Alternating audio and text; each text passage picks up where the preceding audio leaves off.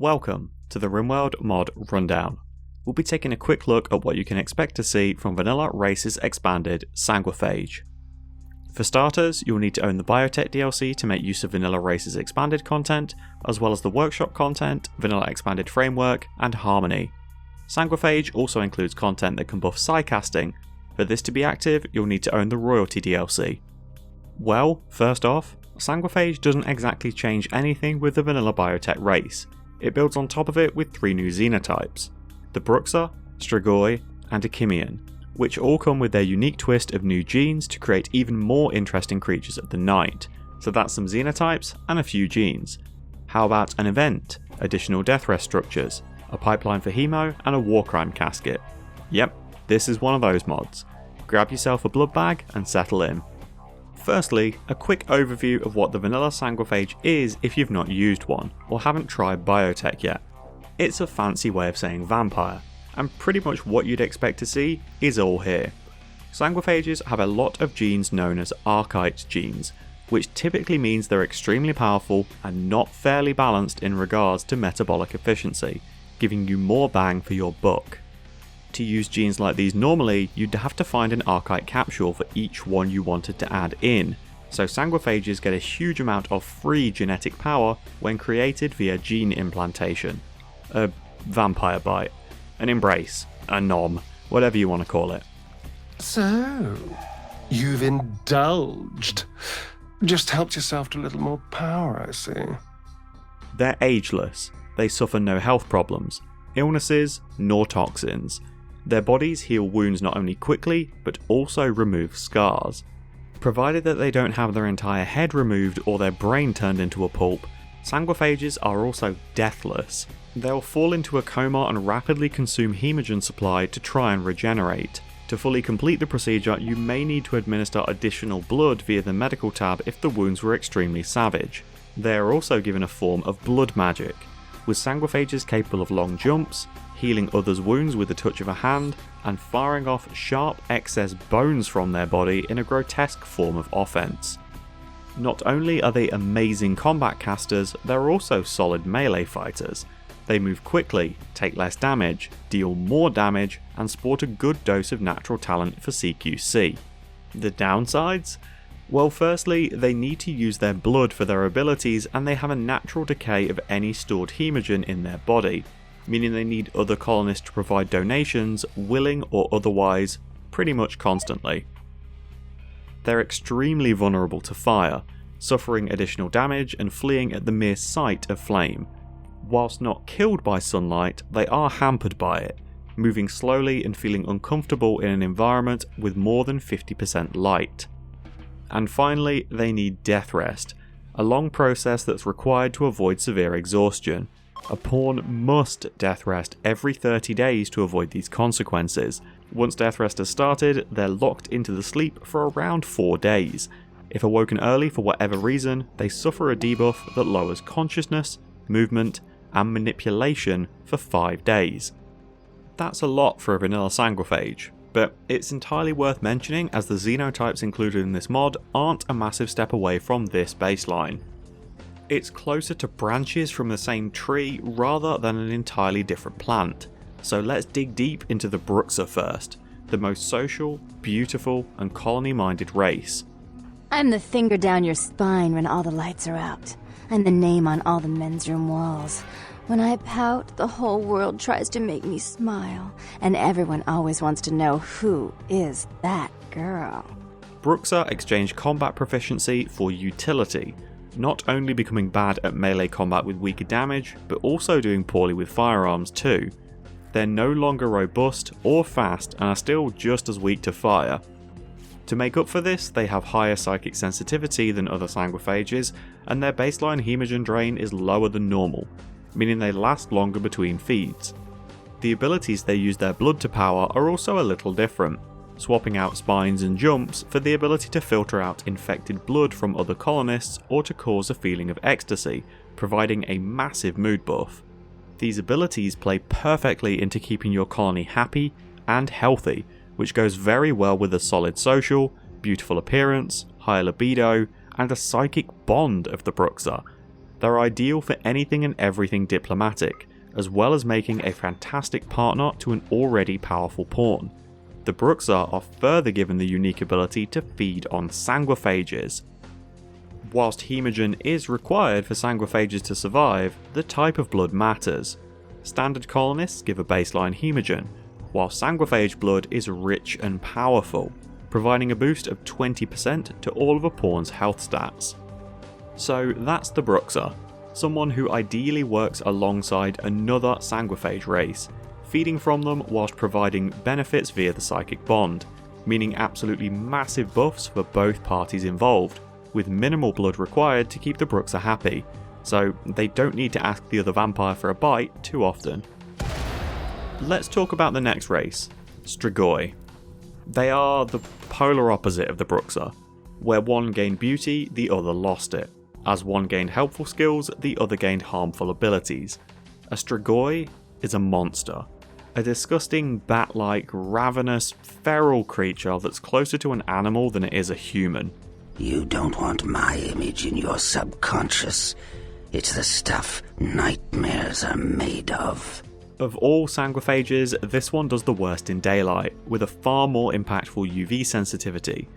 Whilst they may suffer more from the sun, they're an even deadlier opponent in combat, adding reduced pain into the suite of melee buffs that a normal Sanguophage had, and gaining the ability Heart Crush, which does exactly what it says, ripping a still beating heart out of the chest of anyone foolish enough to get close to this beast before showering them both in viscera. Such power does come at a cost, however, with Strigoi suffering a heavier Hemogen drain each day compared to other Sanguophages. There is a solution for this, however, in the form of hemosmosis. This allows a Strigoi to absorb the blood from the surrounding area, directly feeding their Hemogen pool. As you might expect, it pairs very nicely with Heart Crush. One ability to make a mess, another one to clean it up. The unique blood feed ability for Strigoi is from animals, as they are closer to a vampire bat than a vampire human. You rat sucker! The bonus for consuming animal Hemogen plays into boosting movement and dexterity, whilst greatly decreasing the social skills of the drinker. Like that guy in Weatherspoons at closing time who mumbles and slurs about how he can do a backflip, but these guys would actually land it, then punch through your chest for doubting them in the first place. That leaves us with the Achemian, the darkest branch of the Sanguophage tree. Whilst Strigoi and Bruxa have a choice of feeding normally or on their additional option, an Achemian is forced to feed only on corpses. What if, besides the blood of the living, you had to eat pounds of their flesh to maintain that thin facade of life? What would you call it? Twice damned? This is understandably going to impact some of their stats negatively. Whilst not doing as much damage as you may initially expect, it turns out that people are quite understanding of the Achemian curse on the Rim. They're close to a normal Sanguophage in terms of abilities, drain rate, and skill capability. Only an Achemian never needs to sleep and has a rather unfortunate face situation going on, so they're quite similar to your average WoW player. They do gain additional abilities to cast, Toxic Cloud and Viscous Goo, and they really are a WoW player. Both of these are extremely deadly in the right situations, to both your own colonists and potential threats, so using an Achemian carefully is key. The goo can lock down targets with a hugely impactful movement speed penalty, which is applied to the ground, so make sure your pawns can either take an alternative route or fly over it somehow. The Toxic Cloud is a slow death on demand around the caster, meaning if you can keep the Achemian alive in a brawl for long enough, the gas might just be enough to win the fight by itself against a large close quarters raid, especially powerful in tight corridors so that it can spread deeper into the group and preemptively choke any waiting attackers. Whew, that was a lot of genes, so let's do something easy instead. The event. Blood Moon is a potentially dangerous event with one of the most beautiful sky filters in the game. It casts deep, dark shadows across the map and bathes everything in a surreal red light. If you have Sanguophages on your map, now is the time to make sure they're fed. Passive Hemogen drain is doubled during this event, and if anyone with a need for blood goes below 45% fulfilled, they'll experience the Hemo Hunter mental break. During this break, they grab the nearest unlucky colonist and take a drink. If this fails to bring them back above 45% hemogen, they take another, which will undoubtedly cause extreme blood loss to the victim and in almost all cases, kill them. This is where you want to make sure you always have a nice stash of hemogen on hand and aim to keep any sanguophages you own around 80% minimum with their need for blood. Let's cover some of the really fun bits then. The new structures. You unlock these with the base game death rest tech, so no additional research is required. Once you've got your death caskets, you gain access to all of this loveliness. You have a hemogen storage system with vats, taps, drains, and of course, pipes. I've covered pipe networks previously in an Android mod rundown, so as a quick refresher, pipe networks allow resources to be stored in tanks. The resources added to the tanks via drains, and then accessed manually by using taps, or automatically by any structures that require it via connected pipes.